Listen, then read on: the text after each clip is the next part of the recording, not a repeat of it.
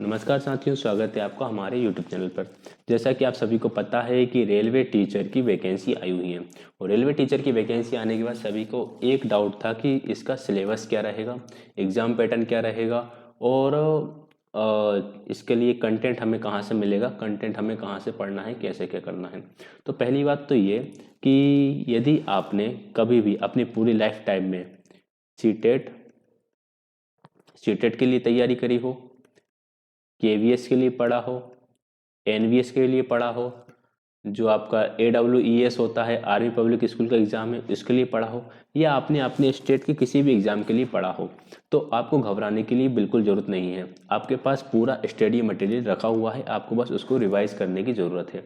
कुछ टॉपिक्स नए ऐड हुए हैं, उन टॉपिक्स के लिए हम कोशिश करेंगे कि एक वीडियो लेक्चर सीरीज शुरू कर दी जाए जिसमें हम क्वेश्चंस के माध्यम से उन टॉपिक्स को समझें। ठीक है, सिलेबस इतना कोई खतरनाक सिलेबस नहीं है, ये आपका टीजीटी पीजीटी का सिलेबस है। जब आप डिटेल नोटिफिकेशन देखोगे तो वहाँ पे आपको और इसी को और विस्तार से दे रखा है, लेकिन मैंने इसको शॉर्ट में यहाँ पे लेकर आया हूँ। इसमें से ये जो सेकंड पॉइंट है, psychology of learner and teaching, इसके नोट्स आप सबके पास हैं। इसके नोट्स आप सबके पास हैं। यदि आपने किसी भी टीचिंग एग्जाम के लिए आपने नोट्स बनाए हैं तो इस वाले पूरे के पूरे पॉइंट के नोट्स आपके पास हैं। आपके पास इंस्ट्रक्शनल मेथड्स के भी नोट्स हैं कि आपके पास आगमन विधि, व्याख्यान विधि, खोज विधि, प्रोजेक्ट मेथड, इसके नोट्स नहीं है क्या? आपके पास बिल्कुल होंगे यदि आपने सीटेट पढ़ा है, केंद्रीय विद्यालय की तैयारी करी है। आपको करिकुलम के बारे में पता है, सभी को पता है कि करिकुलम क्या होता है। इंस्ट्रक्शंस वही होता है पढ़ाने का तरीका, कि बच्चों को आप इंस्ट्रक्शन किस तरीके से दोगे, तो वो सब चीज़ें इसके अंतर्गत आ जाएंगी। आपको बस ये वाला पॉइंट थोड़ा सा पढ़ना पड़ेगा, यहाँ पर एजुकेशन को थोड़ा सा पढ़ना पड़ेगा। एजुकेशन ऑफ स्कूल को हम बहुत ही ऊपर ऊपर पढ़कर चले जाते हैं। हम सिर्फ जो 6-7 टाइप के हमारे एजुकेशन और स्कूल है जिसमें हम व्यवहारवाद, संज्ञानात्मकवाद, रचनावाद, ये जो चीज़ें हैं इनको थोड़ा थोड़ा ही देखते हैं, तो वहाँ पर हमको उन चीज़ों को थोड़ा डिटेल में पढ़ना पड़ेगा। बाकी जो नीचे के दूसरा और तीसरा पॉइंट है, इसके लिए आपके पास नोट्स हैं, कंटेंट है, आपके पास जो कंटेंट है उसी को आपको अच्छे से बस पढ़ना है। हम एक वीडियो सीरीज शुरू करने की कोशिश करेंगे जिसमें हम क्वेश्चंस के माध्यम से जो फर्स्ट पॉइंट है आपका एजुकेशन वाला, उसको हम और अच्छे तरीके से समझ सकें। ऐसे ही आपका सिलेबस प्राइमरी टीचर का है यानी पीआरटी का है। पीआरटी में हमें पहले ही देखने के लिए मिलता है understanding of learner. Understanding of learner में कुछ नहीं, बच्चे की ग्रोथ एंड डेवलपमेंट को पढ़ना है आपको। इसमें आपको शिक्षार्थी को समझना, जिससे 18 से 20 क्वेश्चंस आने वाले हैं। इसमें आपको बच्चे का विकास और वृद्धि के बारे में पढ़ना है। इससे संबंधित जितनी भी चीज़ें हैं वो सारी चीज़ें पढ़ना है। Understanding teaching learning, understanding teaching learning यानी शिक्षण अधिगम को समझना। इसमें टीचर का रोल क्या है, बच्चे को टीचर किस तरह से समझाएगा, टीचिंग मेथड्स क्या हैं, पढ़ाने के तरीका क्या है, टीचिंग के जो आपके सोपान हैं वो क्या हैं, वो सारी चीज़ें आ जाएंगी। फिर आपका आता है अनुकूल शिक्षण वातावरण बनाना। इसके अंदर आपका वो आ जाता है इंक्लूसिव एजुकेशन आ जाएगा, इंक्लूसिव एजुकेशन आ जाता है। इसके अंदर आपका गिफ्टेड चिल्ड्रन, क्रिएटिव चिल्ड्रन और जो स्पेशल नीड्स वाले चिल्ड्रन हैं उनको आपको किस तरह से पढ़ाना, ये सारी चीज़ें आ जाएंगी। देखो मैं आपके लिए बताऊं, इसमें से आप सभी के पास अंडरस्टैंडिंग ऑफ लर्नर के नोट्स हैं क्योंकि ग्रोथ एंड डेवलपमेंट के नोट्स सबके पास हैं। टीचिंग लर्निंग मेथड्स जो होती हैं और टीचिंग लर्निंग अप्रोच जो होती है, child centre teaching, teacher centre teaching जो होती है, सब्जेक्ट सेंटर टीचिंग जो होती है, उसके नोट्स आप सभी के पास हैं। इंक्लूसिव एजुकेशन आप सभी लोगों ने पढ़ रखी है। School organisation and leadership fourth topic जो है, फोर्थ टॉपिक के लिए केवीएस के जो पीवाईक्यू हैं, केवीएस के पीवाईक्यू एक बार देख लेना। केवीएस के पीवाईक्यू देखोगे तो विद्यालय संगठन और नेतृत्व के क्वेश्चंस आपको समझ में आ जाएंगे कि कैसे क्वेश्चंस बनकर आते हैं। इसके लिए आपको अलग से भटकने की कहीं जरूरत नहीं है। केवीएस के जब आप देखोगे पीवाईक्यू, मैंने जो यूट्यूब पे करा रखे हैं वो आप देखोगे, आपको चीज़ें समझ में आएंगी। Perspectives in education, perspectives in education के लिए आप डीएसएसबी के क्वेश्चंस, प्रीवियस क्वेश्चंस देख सकते हैं। डीएसएसबी की जो पीआरटी की प्लेलिस्ट बनी हुई है मेरी, वहाँ से आपको पर्सपेक्टिव इन एजुकेशन के क्वेश्चंस देखने के लिए मिल जाएंगे। तो ये आपके मतलब ऐसा नहीं है कि बहुत टफ या घुमा फिरा सिलेबस है, सिलेबस आपके पास है, आपको बस भटकना नहीं है। उसकी एक जो आपके पास नोट्स है उन्हीं को अच्छे से रिवाइज करना है, वहीं से आपका बहुत सारा सिलेबस कंप्लीट हो जाएगा या कवर हो जाएगा। तो ये आपकी प्रोफेशनल एबिलिटी हो गई 50 नंबर की। और बाकी ये पॉइंट बचे जनरल अवेयरनेस। आप लोग करंट अफेयर्स और जो आपकी हिस्ट्री वगैरह होती है, जो जीके होता है, कुल मिला के जो जीके के क्वेश्चंस होते हैं वो आप सब लोगों ने थोड़े बहुत पढ़े होंगे।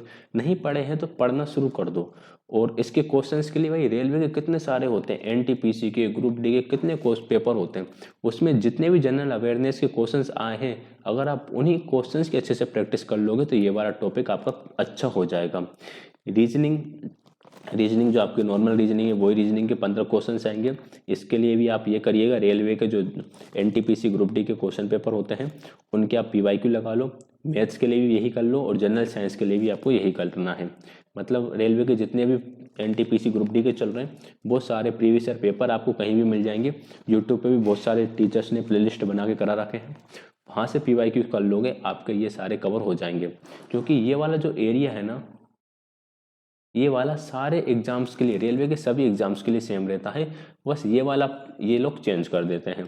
तो इसमें आपको कुछ नहीं है, आपकी जो एजुकेशन साइकोलॉजी है, जो एजुकेशन फिलोसफी है, जो बच्चे का बाल विकास है, वही कुछ यहाँ पर आने वाला है। इसके अलावा और कुछ नहीं आ रहा। चाहे आप टीजीटी का पेपर दो, पीजीटी का पेपर दो, चाहे आप मैथ्स किससे पेपर दो, साइंस से दो, आप पीजीटी में फिजिक्स, केमिस्ट्री, मैथमेटिक्स या कोई भी आपका पार्टिकुलर सब्जेक्ट है, लैंग्वेज है, कुछ भी है, सिलेबस यही रहने वाला है।